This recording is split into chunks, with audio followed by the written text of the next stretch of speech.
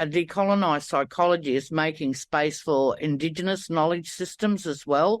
That's about a holistic approach to mental health and wellbeing. So in relation to their connection to their family and kinship, to their community, to their culture, to their country, to their ancestors and spirituality. Welcome to the Emerging Minds podcast. This podcast is one of a 5-part series developed in partnership and led by the team from the Transforming Indigenous Mental Health and Wellbeing Research Program and the Centre of Best Practice in Aboriginal and Torres Strait Islander Suicide Prevention. You will have the opportunity to hear and learn from inspirational Aboriginal and Torres Strait Islander experts and their allies in the field of social and emotional wellbeing and mental health. You will also explore key concepts and frameworks and learn how you might apply this knowledge in your own practice to better support the social and emotional wellbeing needs of Aboriginal and Torres Strait Islander children and their families. Hello and welcome back to the second episode in a 2-part podcast series on decolonising psychology. We will continue our conversation today with Professor Pat Dudgeon AM, Belle Selkirk and Dr. Joanna Alexi. A few of the many inspirational leaders in Australia who are challenging and redefining dominant Western paradigms in psychology as part of the Australian Indigenous Psychology Education Project. We will hear about the history of the project and the resilience and determination of Aboriginal and Torres Strait Islander leaders who have persisted over many years to include Indigenous world knowledges into psychology curriculum. Welcome back and thank you for continuing this wonderful conversation. Let's get straight back into it. I wonder if you could describe in your own words what a decolonised psychology system looks like, Aunty Pat. A decolonised psychology is not throwing out the baby with the bathwater. So there's some elements of psychology that are important to us that we need to keep. But it is taking a critical view on psychology and the interventions that we do. You know, are they suitable for all people? I'd be asking, because we talk to a lot of psychologists in the field, working sometimes, in cities, in remote areas, in prisons. And as a professional, I'd like to think that my practice and my approach is as professional and useful as possible. But there are still some interventions and some approaches that are needed no matter what. But for me, a decolonised psychology is making space for Indigenous knowledge systems as well. And a particular one that I've been involved in is the social emotional wellbeing approach. And that's about a holistic approach to mental health and wellbeing. And it's deeper. Belle talked about something was missing earlier. This one's a deeper, this probably helps fill up some of those missing bits. So a social emotional wellbeing approach isn't just about the self in relation to their physical self and their mental self, but it's also in relation to their connection to their family and kinship, to their community, to their culture, to their country, to their ancestors and spirituality.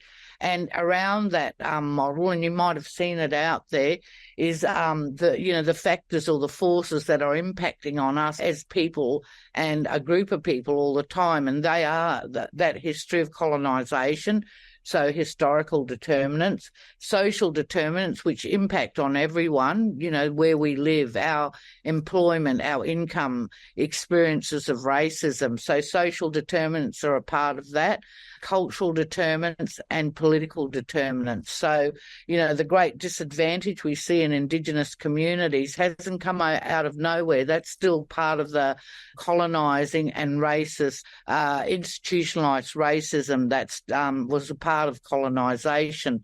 So we're seeing that disadvantage, silencing, excluding as part of that colonial story. So that for me in particular, that model is good because it recognises those other elements, but it also talks about working on the strengths of Aboriginal people as well.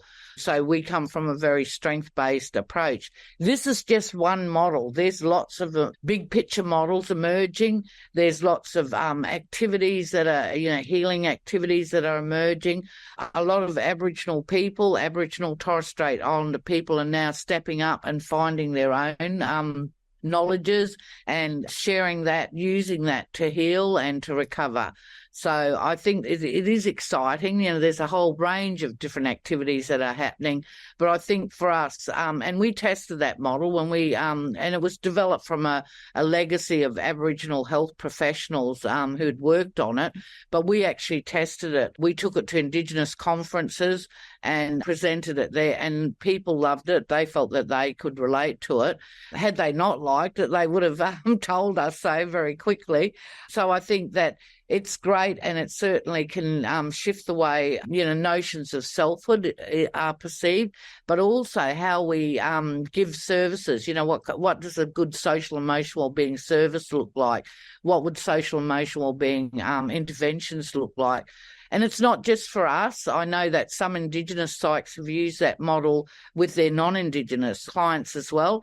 And I always thought, well, would the connection to country be a problem or a challenge? And this particular psych said, no, we are all of the earth. So, we dig our toes into the soil, and we are part of this earth. And I think if we had a greater appreciation and love for earth, then, that would have implications on how we view planetary well-being and climate change. So these models are not just for our own people, they're for everyone. Thank you for sharing that, Aunty Pat. What an amazing project to be involved in. Belle, how would you describe it? When I try to explain what social and emotional wellbeing feels like, I like to, first of all, I usually explain to people that, when we look at the SEWB wheel, it's in those, like those pie slices, but they're not dissected like that. They move and intersect and breathe and flow with each of those domains, including that self. And so it isn't about individualism and siloing of these different domains. It's about integrating.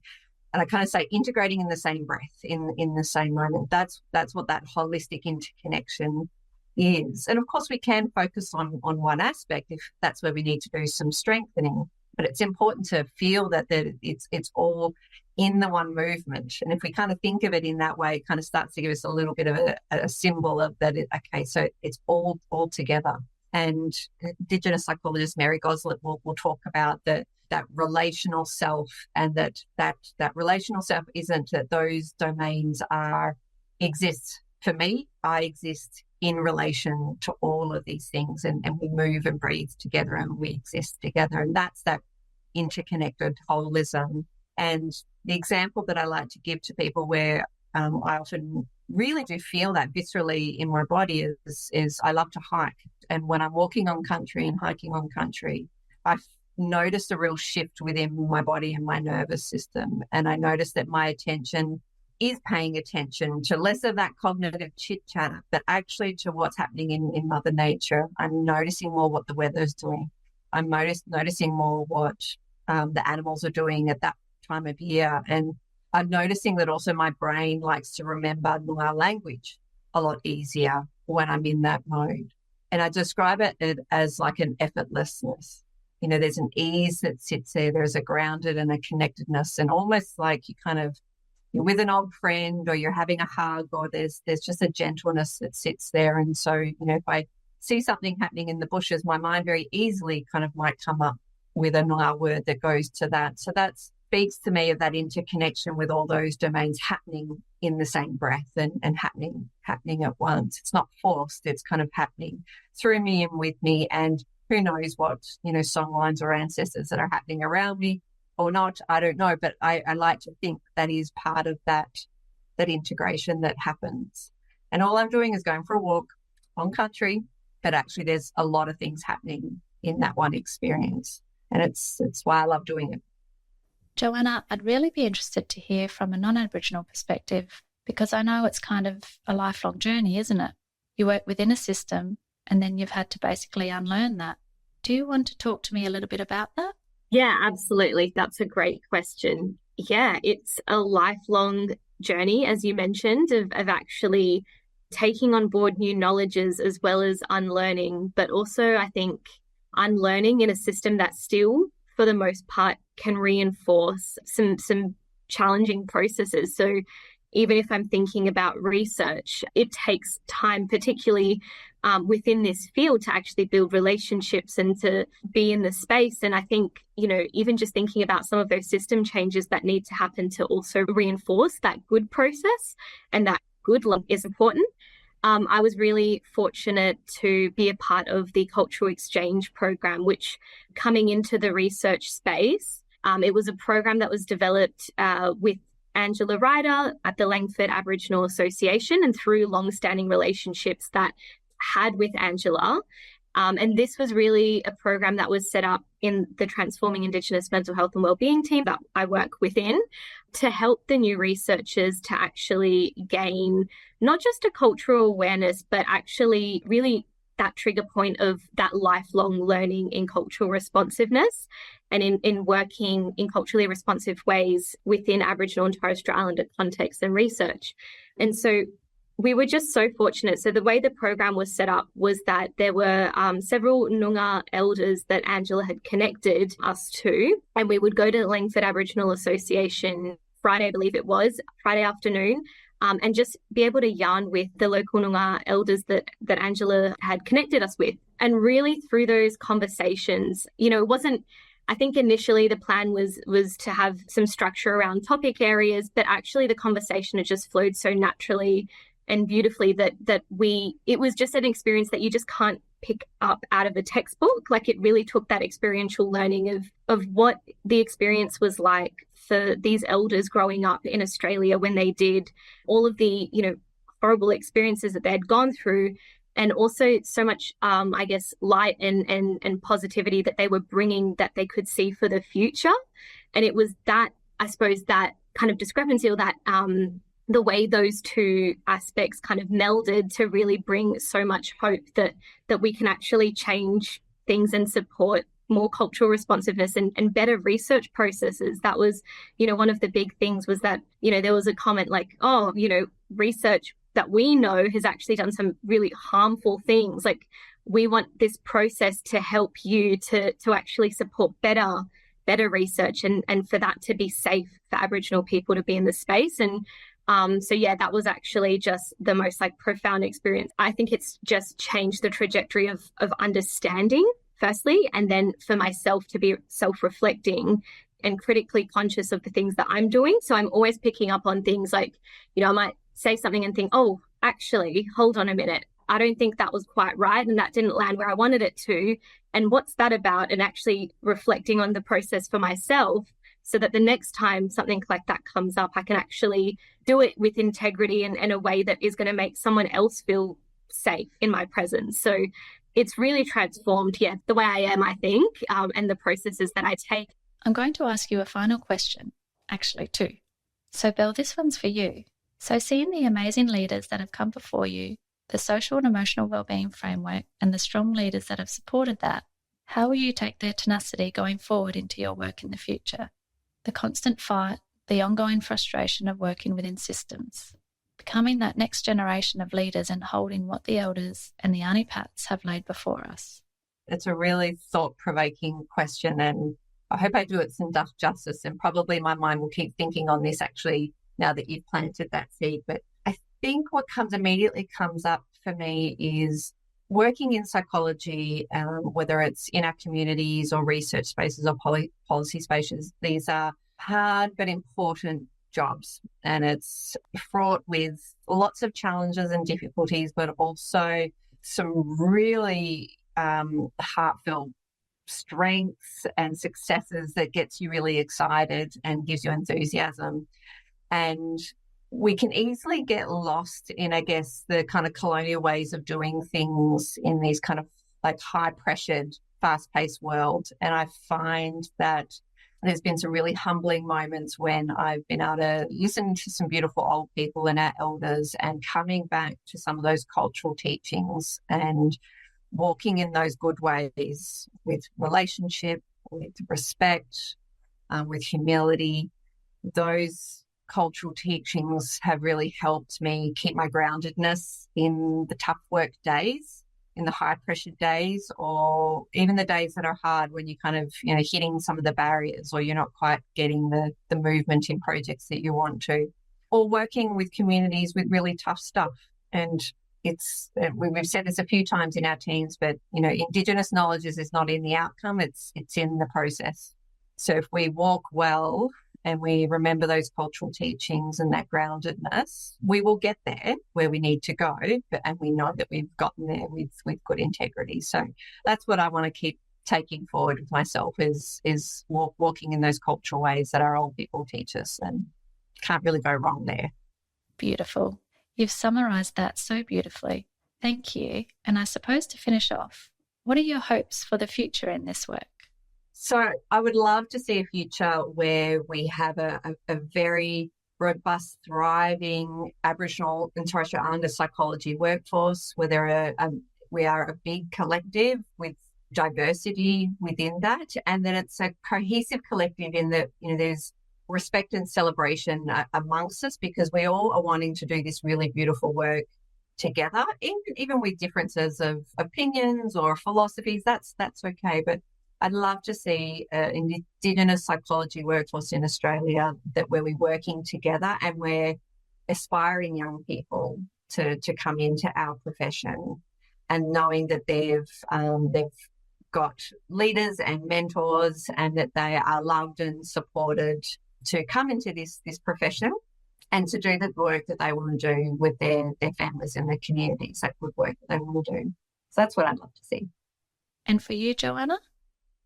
That you summarised that so beautifully. I'm not sure what to add to that, other than to say that I would really just love to see, echoing Belle's sentiments as well, around just an inclusive psychology that embeds Indigenous knowledges and actually really values it as part of being able to think critically about how we work with people and those processes that we're taking. And I think, a big one as well is to see that workforce shift, and that we're creating culturally safe spaces for Aboriginal and Torres Strait Islander peoples to be in, and to want to be able to access care because they know they're going to receive culturally safe care. So that would be just a really, important one coming out of the education space. Excellent. And Aunty Pat, I've got to add this one in for you in closing. So when you started this work, what were your hopes then? When I started, I think my hopes were just to have some Indigenous presence in the discipline. It's far exceeded what I could envisage. And as we were talking, I was thinking of other examples. For instance, in the School of Psychological Science at Curtin University, at one stage, and I don't know if they've replaced this person, but they had a cultural consultant. So he was a Nyunga mental health professional who was there for staff and students, and he loved his work. I remember meeting with him, and I just would have never envisaged that they would have done that, made that possible. So I hope they did. I know he moved on to another job, so I hope he was replaced by someone. I think, that gives our people an entree into the area too, our elders, our mental health professionals. But what I'd like to see beyond myself is where everyone has access to mental health wellbeing programs and services. So no matter Aboriginal, Torres Strait Islander people, non-Aboriginal people, that if you think that it's you need to do a back to country camp, you can go to your local AMS or whatever it is and book in, to have that experience. If you just want to have your soul renewed, to getting if you need to get medication, if you need to go away and heal, there should be a whole range of different services. Some of them will be Western origin, but some will be distinctly Indigenous. So I'd like to see the programs that are starting to emerge that are not only available for Aboriginal people but for all people as well. And I think that's a possibility. So we should all have a number of different options to keep us safe and to ensure that we flourish as human beings with a deep respect, as Belle said, a respectful consideration of each other and our planet. What an amazing conversation. Thank you all so very much. And to all our listeners, if you would like to learn more about this work, there are interactive papers and fact sheets that accompany these podcasts. Please visit the Emerging Minds website to learn more at www.emergingminds.com.au. Visit our website at www.emergingminds.com.au to access a range of resources to assist your practice. Brought to you by the National Workforce Centre for Child Mental Health, led by Emerging Minds. The National Workforce Centre for Child Mental Health is funded by the Australian Government Department of Health under the National Support for Child and Youth Mental Health Program.